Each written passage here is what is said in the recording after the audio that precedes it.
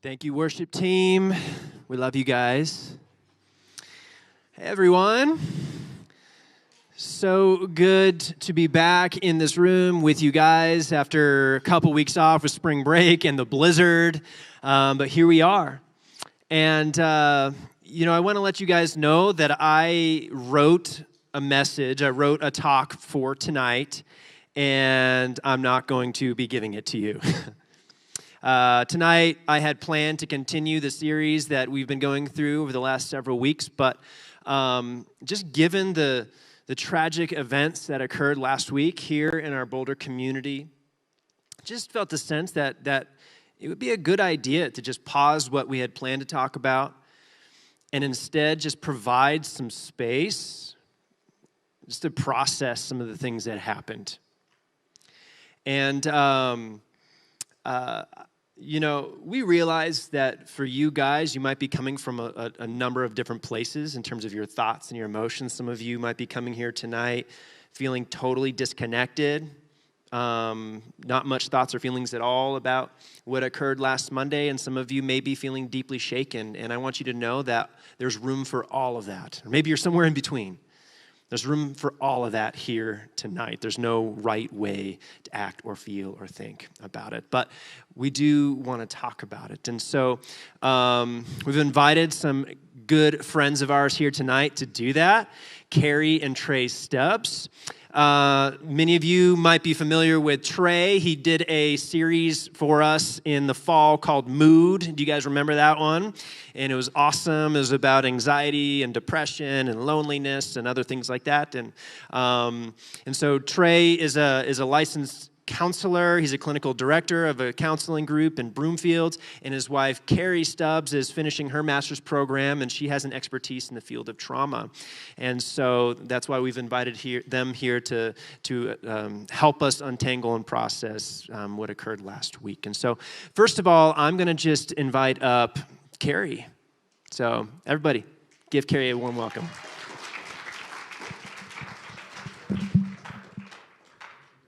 All right. Hi, everyone. Trey and I are so thankful to be here with you guys tonight, especially just with, what a heavy week that we've all been going through. So as Tim mentioned, my name is Cari, and I'm finishing up my master's in mental health counseling, and I specialize in trauma with an EMDR certified, which is essentially a specific therapy for trauma. And trauma is the reason I am here to talk to you guys tonight, because last Monday we all experienced a community trauma. We live in a trauma-provoking world. So, we've read stories of shootings in other states, and, we know it has even happened in towns in Colorado as well. Maybe we've seen a horrific car accident, or even heard about some horrific news stories.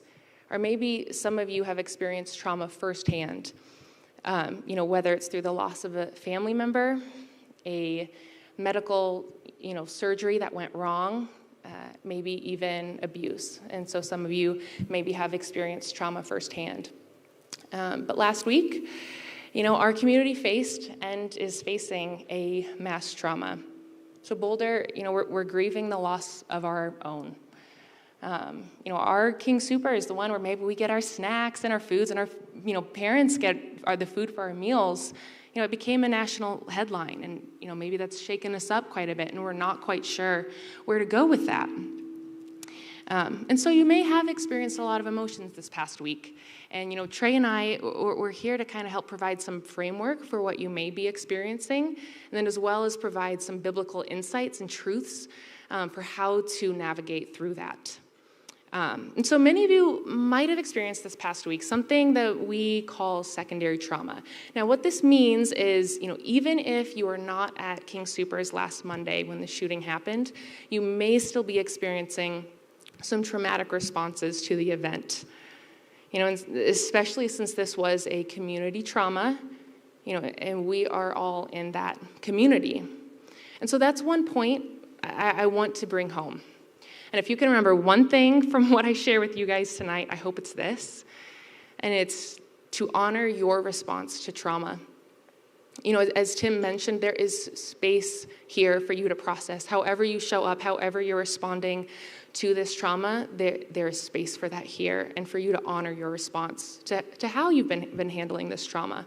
And so I want to flesh that out a little bit more. So what I mean by that is when I say honor your response to trauma, is that oftentimes if we don't experience the trauma firsthand, we can invalidate our own responses to a trauma.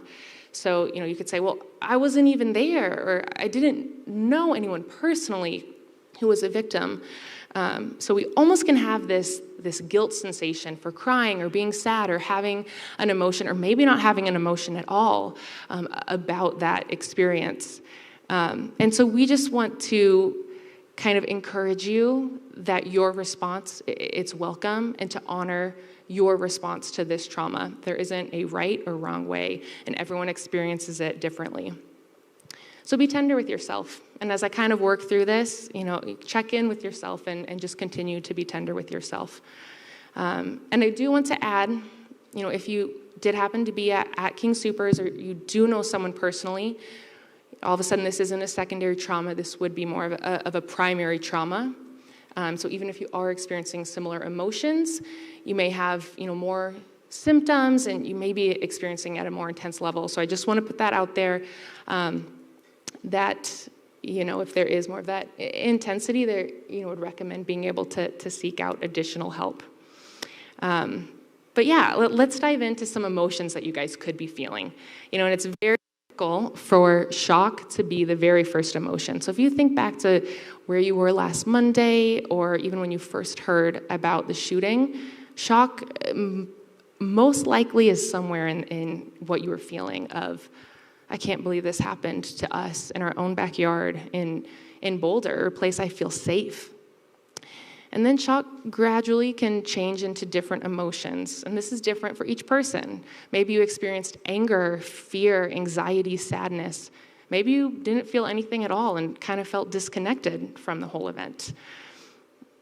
So when you think about these emotions, maybe you are so angry at the shooter and just angry that this happened again. Maybe you're even experiencing some anger towards God. When you think about sadness, maybe you just feel this deep sadness. It just feels just almost hollow in your heart, and just it feels overwhelming. Maybe there's fear involved. Maybe fear to go to public places, that even coming here tonight felt hard. There could be experiences of anxiety, of your thoughts are racing, you can't quite stop them, you know they're irrational, but you're not quite sure how to pause them or to really cope through that. And so, ultimately, I just want to encourage you that if you're fluctuating between different emotions, that is normal. And to be able to name that, be tender with yourself, and being able to speak that out loud to some of your friends. Now, I do want to caveat that that secondary trauma sometimes can present with additional symptoms. So I just want to kind of go through these briefly. And if you do notice, some of these symptoms are like, I think I've experienced that before, either from in this past week, or maybe even from a past trauma. Talk to your leader, talk to your parents, maybe seek additional counseling here. But if you're having scary nightmares or memories that are making it difficult to sleep, if you're reacting strongly to reminders of the event, maybe you're being easily startled and you're like, oh, I'm so angry and I'm irritable at what's kind of been going on to a greater extent than would feel normal. Maybe you're in a daze. You have this just inability to feel happy at all, and maybe even having a hard time kind of puzzling together, where exactly, how did the event go, where it was last Monday, just kind of struggling with some of those pieces and memory around that. So if those symptoms do sound familiar, like I said, I encourage you to reach out and seek out support. Now, kind of going back to what I was saying earlier about, honoring your response to trauma, there is actually a scientific reason for why it's so important to honor your response to trauma, because your brain automatically is responding to a trauma, and it's the rational portion of your brain is turned off when you're in a traumatic moment. And so this is why so often after experiencing a trauma, we can blame ourselves of, I should have known better. I should have escaped. Why didn't I fight back? I mean, there are thoughts that come in, and at the core of it, it's because this rational part of our brain is turned off. And what is turned on is it's almost like this fire alarm in your brain that's telling you there's immediate danger and you need to respond. So you don't even know necessarily that you're responding, but your body will be responding. And if this sounds scary, it's not. It's amazing how God has designed our brains to be able to respond fast to immediate danger. And just the beauty of, him being able to give us a fight, flight, or freeze response. And I want to talk to you a little bit about what fight, flight, and freeze is. You may have heard kind of those three sayings before, and it really is this immediate response to trauma if we're in this traumatic experience. And I also want to encourage you guys, we don't get to choose our response to trauma. It's easy to say, oh, well, I would fight. That is the option I would choose, no doubt. But when you're in that moment, you're not entirely sure if it's, which response is going to be activated. So I want to give an example for you guys. Let's hypothetically say that we were in the middle of a worldwide pandemic and, toilet paper was a hot commodity and we forgot what half of our friends' faces looked like because we all had to wear face coverings. And what a weird world that would be. We couldn't even leave our homes. So COVID, it is also a type of trauma. And so I want to take you guys through the potential fight, flight, and freeze responses in COVID.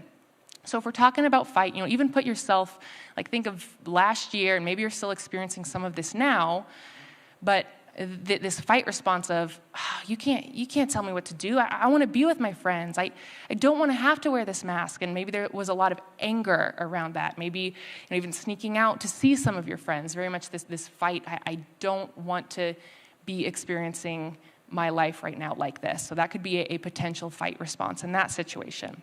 Now, if we're looking at a flight response within COVID, it could be, I don't want to leave my house. I don't even want to go on a walk. I am kind of locking myself in and I'm just not going to go out into public. And then a potential freeze response would be coping through numbing. So whether that's with social media or video games, weed, or just looking for something to just completely numb yourself so that you're not engaging with what's happening around you. So that's kind of an example with COVID of fight, flight, freeze. Now I want to take a look at, within this last week, what are some potential fight, flight, freeze responses that you could or could not be experiencing. So if we're looking kind of at the Boulder shooting, when you're thinking about this fight response, maybe you have a lot of anger. And even if you're not angry at your parents or your friends, it's coming out that way. So you're noticing, I'm having angry outbursts with the people who I love, and yet I feel like I'm fighting in a different aspect. Or maybe you're wanting to kind of give back to the community of what is a way that I could be helping. A flight response could express itself through a reluctance of going to public places, especially not wanting to go to a grocery store, or, even, struggling to want to even come here tonight. And then a freeze response could present itself in shutting down. So not thinking about the Boulder shooting at all, not talking about it at all, really just wanting to kind of shut off the brain, kind of push it, back to the corner of your mindset, just not even to kind of think about it at all. And so I want to pause again and just for all of you to kind of take a moment, think through that, think through your response to trauma. Maybe one of those I've listed and you're like, oh, that's me, that's how I've been responding this past week. And maybe it's, not one of those three at all, but kind of pausing and taking that time to honor your response to this traumatic event. Now, when we're kind of left with this and we're kind of sitting with this, you may be asking yourself, well, is there anything I can do? Like, what is my next step here? So I want to provide you guys with about 3 tangible steps to help you cope with secondary trauma, or really just how you're responding to this situation. And the first one is really just to be with each other. So even just being here with your friends, surrounded by your church community is huge. Being able to open up, being able to talk, being authentic with your emotions and how you've experienced this past week, it's huge. And, there are also some things that this isn't. So it's important, that this presence of being with each other. And what it's not is it's not encouraging a fast recovery. It's not forcing cheerfulness of saying, we'll get through it tomorrow, I'll be feeling great. It's not even necessarily giving friends advice or, it's really this piece of being present with each other, sharing with each other, being with each other kind of through this tough moment. And second is to seek help if needed. So there's a variety of ways that you can seek help. You have some incredible leaders that are here tonight that you can open up to and kind of share what your experience has been. Opening up to your parents of, what this past week has been like for you. And then if you're feeling like you're wanting that additional support, asking your parents, hey, maybe find a counselor. Even there are community events and vigils that have been happening too. So if you're feeling like, I want to be able to be and mourn with the community, since this is a community trauma, part of the healing process is being with the community. So if you're, you see an opportunity, an event, text a friend, ask your parents to take you to it. There are opportunities for that as well. And thirdly, and I would argue this is the absolute most important, is to rely on God's strength and trust in God's future. Know that God wins in the end. Evil doesn't win. If it feels like it did, maybe this past Monday, but know that God wins in the end and evil won't. Even with all of this, we are still left with that question of, why do bad things happen? Yeah, and that's the question that I think we get asked a lot of times. I got this, thank you. Is why does God allow this, right? If God is a good God, why does he let bad things happen? And that why question, you guys, that is not new. And so if you've been asking that question, that has been asked for thousands of years. It was asked in the Old Testament by Job. It was asked in the Psalms as well. Why do these horrific things happen if there is a loving and a powerful God? Why do bad things happen to good people? Because Jesus was very honest with us, and he was very honest about the inevitability of suffering. In John 16:33, he said, "You will have suffering in this world." He didn't say you might. He said it is going to happen. Now, we don't have God's mind, or we don't know always his perspective. 1 Corinthians 13:12 says, we are told here that now we see things imperfectly, like puzzling reflections in a mirror. But then we will see everything with perfect clarity. So someday, and I believe someday when we get to be at the feet of Jesus, someday when we are in heaven, we will be able to understand and see things and see why things happen the way they happen. But right now, during our time here on earth, we don't get all of the answers. We don't get everything that we necessarily want. We kind of see things kind of foggy. It's a little bit blurry. We don't get perfect clarity. And frankly, though, I don't think that we need to understand everything. I think that really what we desperately need is a very real and comforting presence of Jesus in our lives.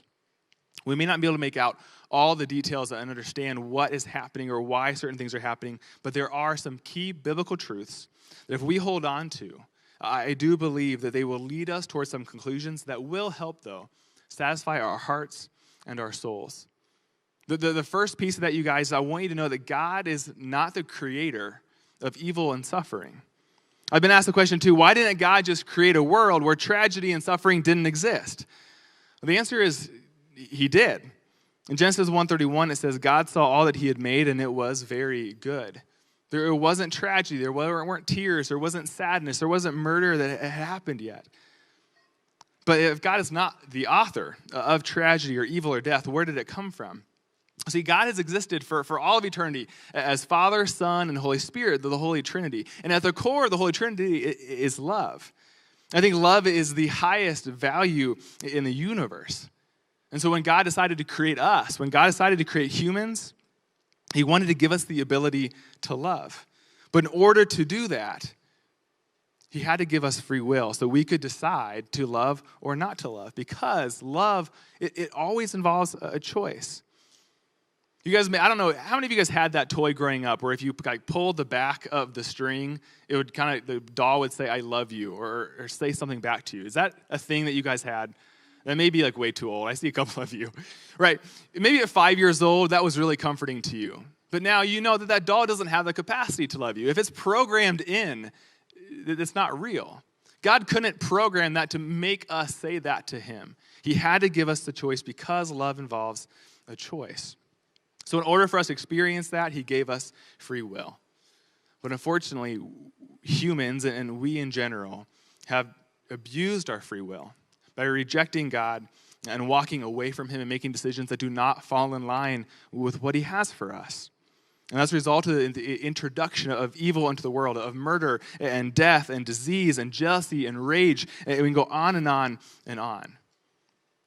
We have created that ourselves when Adam and Eve were tempted in the garden, but by Satan. When Eve took the bite of that apple, all of this was now introduced into the world. And now ultimately, God knew, right, that we would rebel against him. He knew that the people would choose not to follow him. But he also knew that many people would choose to follow him and have a relationship with him and to spend eternity in heaven with him. And for that, it was worth it. So even though it would even ultimately cost his own son great suffering and pain to achieve our own redemption, to achieve our own salvation. And so as we wrestle with the idea of pain and evil, we do get to be mindful that God did not necessarily create that. We also can remember that though suffering isn't good, God can and will use it to accomplish good. We get this promise in Romans 8:28. He says, and we know that in all things God works for the good of those who love him, who have been called according to his purpose. Again, notice it doesn't say that God causes that evil and suffering to happen, just that he promises to cause good to emerge. Also, notice the verse doesn't say that you will know when or how or why or what he's going to do to make that good emerge, just that it will. Remember that we don't see everything with perfect clarity, right? There is a bit of blurriness in this. Also, notice from that verse that God doesn't make this promise necessarily to everyone. He makes a solemn pledge that he will take the bad circumstances that befall us and cause good to emerge if we're committed to following him, if we love him, if we've given our lives to him. See, guys, God took the very worst thing that could ever happen in the history of the universe, the death of God himself on the cross, of Jesus, and he turned it into the very best thing that could have ever happened for us, which is essentially the opening of heaven to those who believe in Jesus.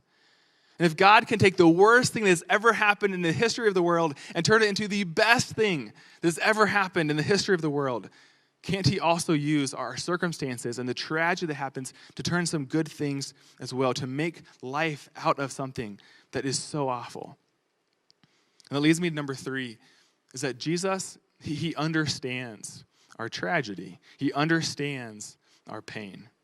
It was through the cross that Jesus conquered the world, that Jesus conquered the tragedy and the death and the bad things of this world. God's ultimate answer to suffering isn't really an explanation. It's the incarnation of Jesus coming to earth as man, dying, and then defeating death and raising it again to life. That is how God defeats evil. So Jesus entered into the world. He personally experienced our pain. And so Jesus is there with us in the lowest places of our lives. And so if you feel broken, he too was broken. Literally, like bread, he was broken on the cross. If you feel despised, he was despised and rejected. If you cry out, God, I don't think I can take it anymore. Jesus was a man who knew sorrow and grief. On the cross, he said, my God, why have you forsaken me? Why have you left me? He knows how it feels to be alone. If someone has betrayed you, Jesus was sold out. He was betrayed to the point of being tortured and killed on the cross by the very people he came to save. That very event, though, in his resurrection is what we celebrate this coming weekend. That evil would die, and that love in what Jesus has done for us would ultimately win. But in that, we can know that God does so much more than just sympathize with our troubles. A close friend can do that. Any close friend that can sit behind you and comfort you. And that is so important. As Cari said, we need to be together in this. But Jesus can go even further than that. He's much closer than your closest friend because if you've put your trust in him, then he is in you. And therefore, your sufferings are his sufferings. Your sorrow is his sorrow. Your pain is also his pain. And my fourth and final point is this. As Carrie alluded to as well, the day is coming when suffering will end and God will once and for all defeat evil. The Bible says that the story of this world is not over yet. That the day will come when sickness and pain will be eliminated and people will be held accountable for the evil they've committed. Justice will be served in a perfect way. That day will come, just not yet. In other words, we've really only read half of the book. We don't know that the time or the place he will come back to win, but we are given the game plan of how he's going to do it and the assurance that he will and does win.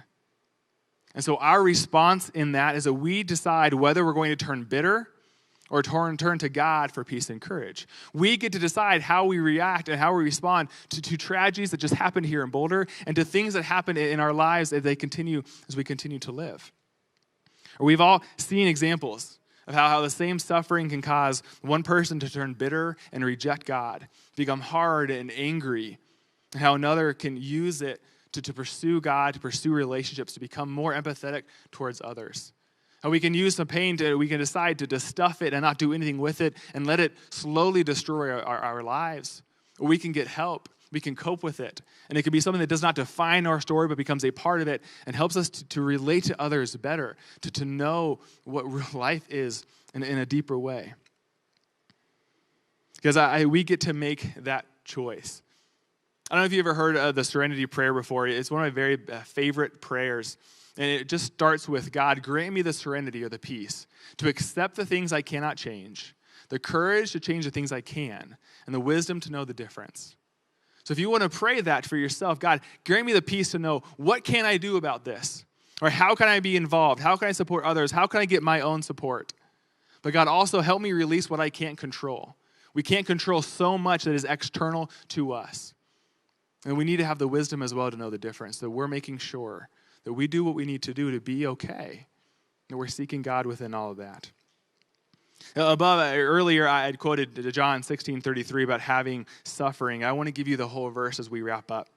He says, I have told you these things so that in me you may have peace. Again, you will have suffering in this world, but be courageous, for I have conquered the world. In other words, he offers us two very important things we need when we're hurting. Peace to deal with what we're currently going on within our present, and the courage to continue to move forward into our future. Because he has already conquered sin. He has already conquered tragedy. And through his own suffering and death, he deprived the world of its ultimate power over us. So we're not subject to it anymore. So that suffering doesn't have the last word. So that death doesn't have the last word.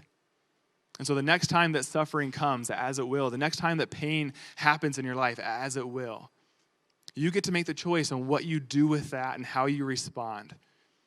And that's what I want to pray over you guys here as I finish up as well. And what we do with this and how we can still trust God even in midst the darkest moments sometimes that we live in individually and within a community as well. So let me pray for you guys. Heavenly Father, God, we do thank you for these truths. Father, thank you for the reminder that you are in this with us.